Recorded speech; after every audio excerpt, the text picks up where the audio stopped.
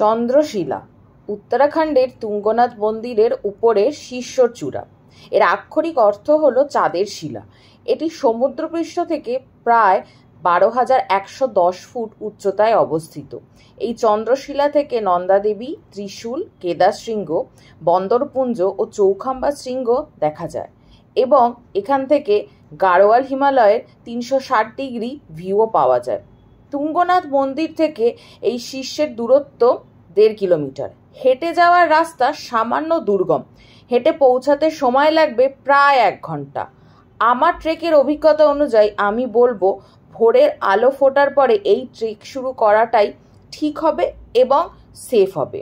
আর হিন্দু পুরাণ অনুযায়ী ভগবান শ্রী রামচন্দ্র রাবণ হত্যার পর মহাদেবের কাছে ক্ষমার জন্য এইখানেই বসে তপস্যা করেছিলেন এবং হিন্দু পুরাণ অনুযায়ী চন্দ্রদেবতাও এই শীর্ষেই তপস্যা করেছিলেন এবং সেখান থেকেই কথিত আছে যে এই নামকরণ। যারা তুঙ্গনাথ যাচ্ছেন তারা চন্দ্রশিলা ট্রেক কিন্তু অবশ্যই করবেন এবং ভালো ট্রেকিং শুজ পরে করবেন এবং সাথে রাখবেন কর্পূর এবং জল।